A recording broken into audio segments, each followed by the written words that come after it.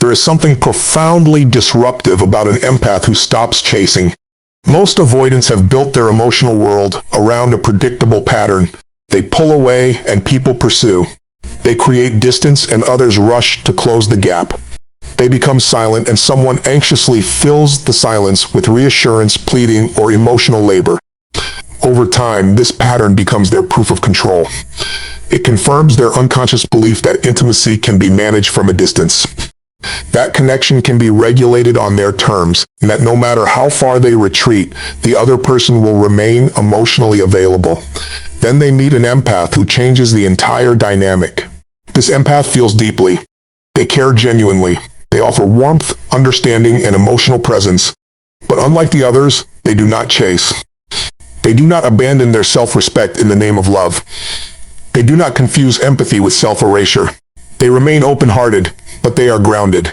They are emotionally available, yet internally anchored. And for the avoidant, this becomes psychologically destabilizing because the avoidant expects pursuit. They expect that distance will increase the other person's emotional investment.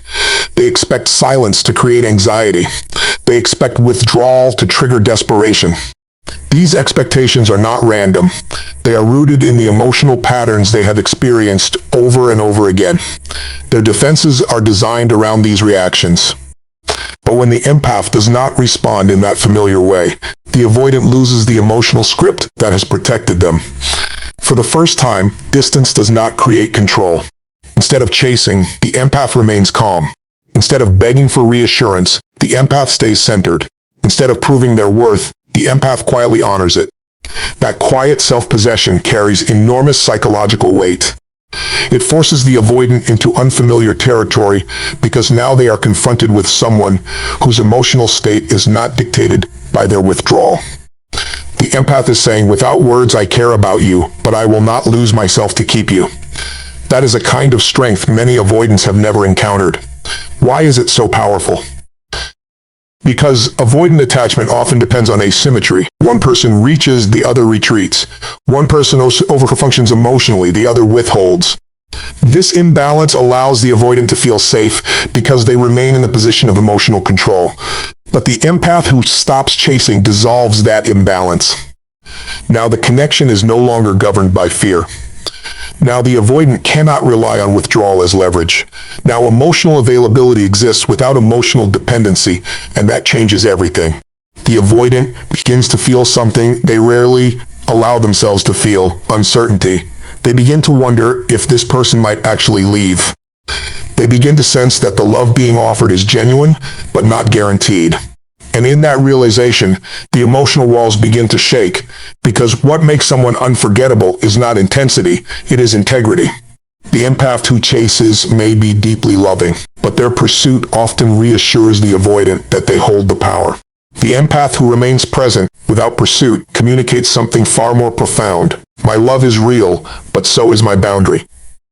That message is unforgettable because it combines warmth with strength, and human beings are deeply moved by what they cannot manipulate. The avoidant may not consciously understand why this empath affects them so deeply, but internally, they feel the difference.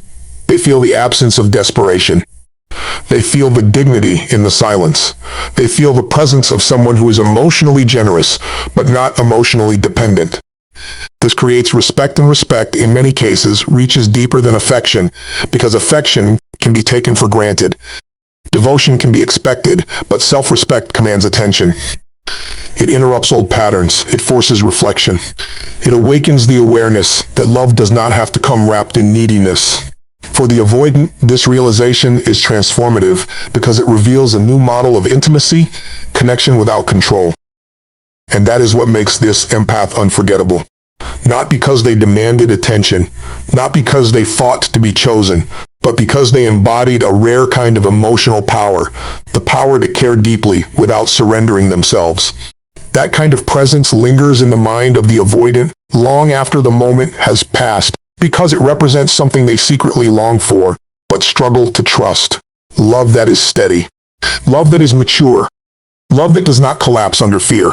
The empath who stops chasing becomes unforgettable because they reveal that real love does not beg, it stands. And sometimes the strongest act of love is the refusal to run after someone who expects you to. What makes a securely grounded empath so unsettling to an avoidant is not intensity, not drama, and not pursuit. It is calm presence. Avoidants are often not reacting to love itself. They are reacting to what love activates inside them, and most of the time, what they encounter is emotional volatility. People who chase them tend to become anxious, unpredictable, and emotionally reactive. That reaction actually reinforces the avoidant's internal belief that closeness equals pressure, expectation, or loss of freedom. So they retreat further, not necessarily because they don't feel, but because they feel too much at once and don't have a structured way to process it. Now place a different kind of empath in that dynamic. This empath is emotionally aware, but not emotionally reactive. They are sensitive, but not destabilized. They can feel deeply without collapsing into fear or overthinking. When the avoidant withdraws, this empath does not spiral into panic. When communication becomes inconsistent, they do not chase validation. When emotional distance appears, they do not immediately assume rejection. Instead, they observe. They stay present with themselves. They remain steady. And that steadiness changes the entire psychological field of the relationship. Because what the avoidant expects is emotional escalation. What they are used to is someone trying to close the gap at any cost. But what they encounter instead is someone who does not abandon themselves in the process of loving them. This creates an internal contradiction for the avoidant. On one hand, there is emotional safety. The empath is not demanding, not controlling, not overwhelming. There is no pressure to perform emotional availability. There is no manipulation through guilt or fear. This feels safe to the avoidant nervous system. But on the other hand, there is something far more confronting: emotional accountability. Because the empath's calm presence silently communicates something very important. I can love you without losing myself, and I will not participate in a dynamic that requires me to abandon my stability. That message does not attack the avoidant. It does not accuse them. It does not chase them. But it does expose something they usually avoid seeing. It reveals that emotional withdrawal is not neutral. It has impact. It affects connection. And more importantly, it is being witnessed without distortion. This is where the mirror effect begins. Avoidants often live with internal narratives that justify distance. They tell themselves they need space, that closeness is overwhelming, that people are too demanding. And in many cases, those narratives feel true because they have never been reflected back through a stable emotional presence. But the securely grounded empath does something different. They do not amplify the avoidance fear, nor do they feed it. They simply remain emotionally consistent in their own values. And consistency is what creates psychological pressure, not aggression, clarity. The avoidant begins to notice something uncomfortable. Their usual strategies are not producing the same effect. Withdrawal does not lead to pursuit. Silence does not lead to panic. Emotional distance does not result in chaos from the other person. Instead, it results in calm evaluation. That calmness is what unsettles them because it introduces a new possibility that they are not dealing with someone who is emotionally dependent on their presence. They are dealing with someone who is emotionally self-regulated.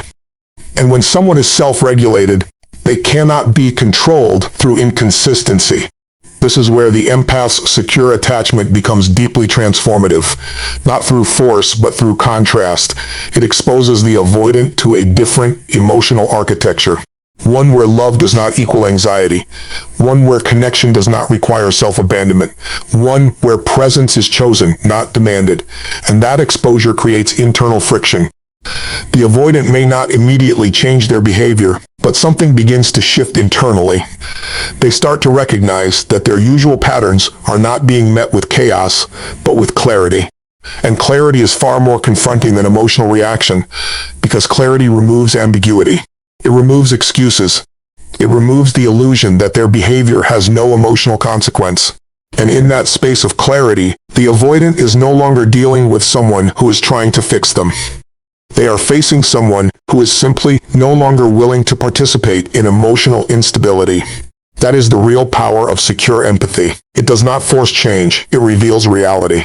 And when reality is no longer distorted by chasing, pleading, or emotional escalation, the avoidant is left with something they cannot easily escape: self-awareness. And self-awareness, when it finally arrives, is the beginning of every real transformation. Because once someone sees clearly how their emotional patterns affect connection, cannot fully unsee it again. The securely grounded empath does not win through pursuit. They win through presence. And presence, when stable enough, becomes a mirror that no defense mechanism can fully ignore. In the end, what unsettles the avoidant is not that someone demands more from them.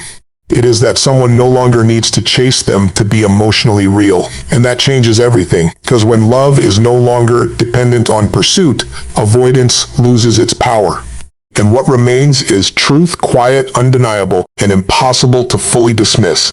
What we need to understand here is that emotional attachment is not just about intensity in the moment. It is about the imprint someone leaves on your nervous system. An avoidant may walk away from many people, often convincing themselves that it was not that deep or not the right fit. But every now and then, there is one connection that doesn't leave cleanly. It stays. It lingers. Not because it was chaotic, but because it was real in a way that bypassed their usual defenses. And that is where this empath type becomes psychologically significant. This empath creates emotional presence. Not noise, not pressure, not performance, but presence. And presence is rare. Because most people, when they connect with someone emotionally unavailable, immediately begin adjusting themselves. They either become more anxious, more demanding, or more performative in order to secure closeness. That dynamic is loud. It is unstable. And the avoidant learns to categorize it as overwhelming. But the empath we are talking about does something different. They do not abandon their emotional depth, but they also do not distort themselves to gain proximity. They meet the avoidant with authenticity. They listen without overreaching. They care without collapsing. They engage without losing their center. That combination is what creates emotional imprinting. Because what the avoidant experiences in that moment is not pressured as ease, not demanded as understanding, not pressured as connection that feels clean. And clean emotional connection is something the avoidant psyche is not used to trusting, but it is something they remember. Now here is where the deeper psychological mechanism comes in. Avoidants often maintain emotional distance because closeness feels like loss of autonomy.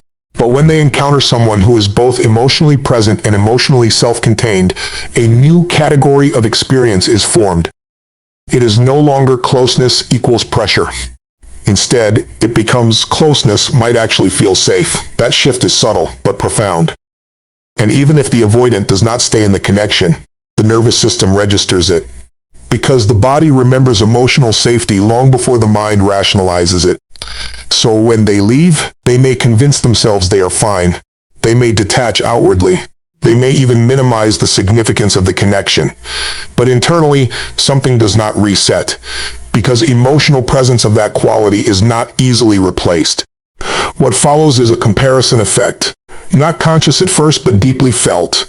Other interactions begin to feel slightly flatter, slightly more transactional, slightly more effortful. Not because those people are less valuable, but because they do not carry the same depth of a two-tuned presence. And this is where the empath becomes unforgettable. Not because they were the most intense, not because they were the most demanding, but because they were the most emotionally coherent experience the avoidant has had. There was also another layer here that is often missed. The empath does not just create connection with the avoidant, they create recognition. The avoidant feels seen in a way that does not feel invasive. They are not analyzed, not chased, not pressured into emotional exposure. Instead, they are met where they are. And being seen without being chased creates a rare internal conflict for the avoidant. It softens defenses without triggering resistance. It opens emotional awareness without forcing emotional surrender. That is why the memory stays alive. Because human beings do not forget environments in which they felt both safe and understood. Those experiences create emotional benchmarks. They become reference points in the subconscious. Even if consciously dismissed, they remain as a kind of internal standard. So later, when the avoidant encounters emotional dynamics that are either too intense or too shallow, they unconsciously compare them to the depth they once experienced. And that comparison is where longing begins to form. Not necessarily for the person, but for the emotional state that person created. That distinction is important because what the empath leaves behind is not dependency, it is imprint. A psychological imprint of what it feels like to be emotionally met without being emotionally consumed. And that is why distance does not erase them. In fact, distance often amplifies the memory. Because absence removes distraction. Without the ongoing interaction, the mind revisits emotional moments more clearly. The nervous system replays what felt meaningful, not what felt chaotic. So, the avoidant may move on externally, but internally they are still processing something unresolved. The contrast between what they are used to and what they briefly experienced. And that contrast becomes a quiet form of emotional awareness. Not dramatic, not immediate, but persistent. Because once someone has experienced emotional presence that does not demand self-abandonment, they begin to recognize its absence everywhere else. And that recognition is where transformation slowly begins to form. Not through pursuit, not through pressure, but through memory that refuses to fully fade. And in the end, what makes this empath unforgettable is not that they held on too tightly, but that they offered something rare enough to be remembered even in their absence. Because people do not forget how it felt to be emotionally safe and emotionally seen at the same time. They just take time to understand what they lost. And sometimes that understanding arrives long after the person is gone. What we're really talking about here is a turning point in emotional dynamics. The moment when availability stops being unconditional and starts becoming conscious. Up until this point in the avoidant-empath dynamic, the empath often plays the role of the steady emotional presence. They understand, they adapt, they wait, they interpret silence, they hold space. And in many cases, they tolerate inconsistency far longer than they should. Not because they are weak, but because they are deeply attuned to emotional nuance. They see potential where others might see distance. They feel connection where others might feel confusion. Something important happens when that empath begins to evolve. They start to recognize that love without reciprocity is not depth, that is depletion. And so they shift, not in anger, not in retaliation, but in clarity. They stop overextending. They stop filling emotional gaps that were never acknowledged. They stop interpreting inconsistency as something they must fix. And instead, they begin to set boundaries that are not harsh but grounded. This is where the real psychological shift occurs. Because for an avoidant, inconsistency is normal. Distance is familiar. Emotional ambiguity is comfortable. But boundaries are different. Boundaries introduce structure into something they have kept fluid. And structure removes the ability to remain undefined in the relationship. When the empath begins to say, directly or indirectly, I will not continue engaging in patterns that leave me field. The avoidant is no longer interacting with someone who is endlessly available, regardless of behavior. They are now interacting with someone whose presence is conditional on emotional respect. And that condition is not punishment, it is self-respect. This is where boundaries become psychologically powerful, because they do not attack the avoidant. They do not demand transformation. They simply define reality. And reality is what avoidants often unconsciously resist. Not because they lack feeling, but because feeling without structure becomes overwhelming. So, when boundaries are introduced, the avoidant is confronted with a new experience. Consequences that are not dramatic, but real. Silence is no longer neutral, it has meaning. Distance is no longer harmless, it has weight. Inconsistency is no longer absorbed, that is reflected back as something that impacts connection. And that reflection is where emotional discomfort begins. Because now, the avoidant is no longer interacting with a system that adapts endlessly to them. They are interacting with someone who can actually step back. And stepping back changes everything. It creates emotional scarcity. Not manufactured, but natural. Not manipulative, but self-protective. And scarcity, when it is authentic, shifts perception. What was once taken for granted begins to feel uncertain. What was once assumed to always be there becomes something that can actually be lost. This is where deeper emotional awareness begins to surface in the avoidant psyche. Not necessarily expressed outwardly, not immediately acknowledged, but internally registered. They start to notice the absence of effortless access. They start to feel the shift in emotional availability. They start to realize that the dynamic has changed from unconditional presence to conscious engagement. And that change triggers something important: evaluation. Because when access is no longer guaranteed, attention becomes sharper. The avoidant begins to reassess the relationship, not through assumption, but through observation. They start to notice what they previously overlooked: the consistency of the empath's emotional investment, the patience they offered, the understanding that was always present. But now that presence is no longer automatic, and that is what makes it valuable. There is a psychological truth here that is often misunderstood. People do not value what they receive endlessly without structure. They value what they recognize could be lost. But in this context, loss is not being used as manipulation. It is the natural outcome of emotional self-respect. The empath is not threatening departure. They are embodying choice. And choice is what the avoidant has rarely experienced in relationships that involved emotional depth. Because most dynamics either collapse into pursuit or dissolve into detachment. Few ever reach a point where boundaries are held consistently without emotional escalation. So, when the empath holds that line calmly, something unexpected happens. The avoidant feels the weight of emotional consequence without drama, and that is far more impactful than conflict, because conflict can be dismissed. Drama can be rationalized, but calm boundaries are harder to ignore. They do not create chaos, they create clarity. And clarity forces reflection. The avoidant may begin to ask internal questions they previously avoided. Was this connection more meaningful than I allowed myself to acknowledge? Did I assume availability without appreciation? What am I actually losing when I withdraw? These are not immediate revelations. They unfold quietly, often after distance has already been created. But they begin here with a boundary that is not reactive, but conscious. And that is why this moment is so pivotal in the overall dynamic, because it marks the transition from unconscious emotional patterns to conscious relational awareness. The empath is no longer just participating in the connection, they are defining it. And when someone begins to define how they will be treated, they change the entire emotional landscape, not through force, not through demand, but through the simple, powerful act of no longer abandoning themselves to maintain proximity. And that is where real emotional gravity begins to form, because people do not forget who they had to rise to meet. They remember the moment access stopped being given and started being earned. What we're dealing with here is not just emotional distance, that's energetic recalibration. In most avoidant empath dynamics, there is an unspoken assumption that the empath will remain emotionally available regardless of reciprocity. The avoidant becomes accustomed to a certain emotional baseline. Even when they pull back, even when they go silent, even when they create distance, something in the connection remains intact. The empath is still there in some form, still understanding, still hoping, still emotionally reachable. That creates a psychological safety net for the avoidant.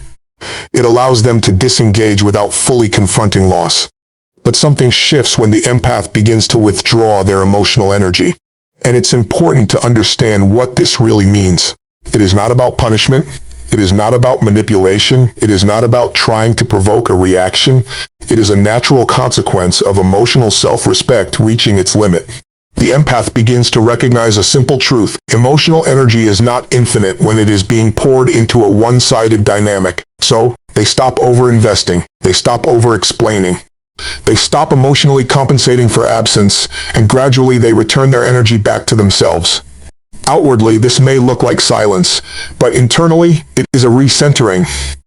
And that recentering is what the avoidant feels, not immediately as drama, not immediately as confrontation, but as absence. Because what the avoidant has relied on, often without consciously acknowledging it, is the steady background presence of the empath's emotional availability. Even during distance, there was an unspoken sense that the connection still held emotional weight on the other side. When that weight is removed, the system changes. The dynamic no longer feels like distance with access that's still intact. It begins to feel like distance with emotional withdrawal. And that difference is psychologically significant. Now, the avoidant is no longer engaging with a person who is emotionally compensating for disconnection. They are engaging with someone who is no longer extending themselves into emotional gaps. This creates an experience they are not accustomed to, emotional consequence without confrontation. There is no argument. There is no breakdown. There is no dramatic exit. There is just a quiet recalibration of presence, and quiet recalibration is often more powerful than emotional intensity because it is harder to rationalize away. At this point, something begins to surface internally for the avoidant, not always consciously, but emotionally. A sense of disruption, a subtle discomfort, a feeling that the emotional environment has changed in a way they did not initiate and cannot fully control. Because now, their withdrawal is no longer being met with energetic pursuit. Their silence is no longer being filled. Their emotional absence is no longer being compensated for. And this creates a form of emotional mirror they are not used to looking into. The empath is no longer reinforcing the illusion of continuity. Instead, they are embodying emotional independence, and emotional independence is what destabilizes the avoidance assumption that connection can remain unchanged, regardless of participation. This is where the internal shift begins. The avoidant starts to fill the gap, not just between two people, but between expectation and reality. They expected emotional consistency regardless of behavior. What they experience instead is emotional proportionality. The more they withdraw, the less energy is available. The less they engage, the less connection is maintained, and this is not done out of revenge. It is simply the natural outcome of mutual emotional alignment, finally replacing imbalance. But from the avoidance perspective, it feels like loss, not because something is being taken away, but because something that was previously stable is no longer accessible in the same way. That instability forces awareness, and awareness is uncomfortable for someone who has structured their emotional life around controlled distance. Because now the avoidant is faced with a reality they cannot fully manage. Emotional connection is not infinitely self-sustaining when one person withdraws. The empath is no longer reinforcing the illusion that love can remain unchanged without mutual presence. And so, the avoidant begins to feel something they often avoid at all costs: emotional consequence. Not punishment, not rejection, but consequence. The understanding that emotional investment has weight and withdrawal has impact.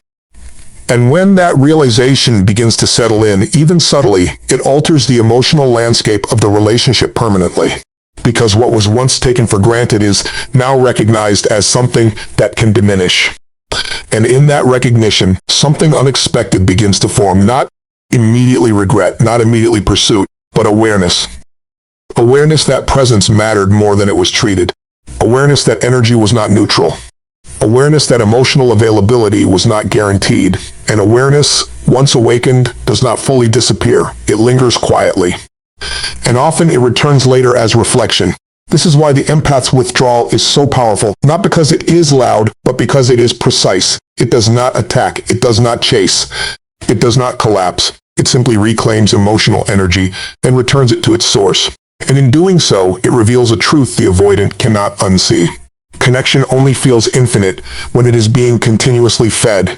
When that feeding stops, reality becomes visible, and reality is what ultimately reshapes perception. Because in the absence of emotional compensation, what remains is truth, and truth, once felt, cannot be fully ignored. At the deepest level, this entire dynamic ultimately resolves around one truth. The most powerful empath is not the one who gives the most, but the one who finally chooses themselves without guilt. This is where everything changes, because up until this point, the empath may have been operating from a place of emotional generosity, understanding, patience, emotional labor, interpretation, forgiveness. They often see beyond behavior into intention. They try to understand why someone pulls away. They try to hold space for inconsistency. They try to love in a way that feels healing rather than conditional. But there comes a point where awareness matures into self-respect. And that is when the empath begins to realize something crucial. Love that requires self-abandonment is not love that can sustain identity. So they shift not in anger, not in resentment, but in clarity. They begin to understand that emotional depth is not proven by how much pain you can tolerate, but by how aligned you remain with your own values while loving someone else. And that is the turning point where the dynamic fundamentally changes. Because an empath who still feels deeply but refuses to lose themselves becomes something the avoidant has rarely encountered.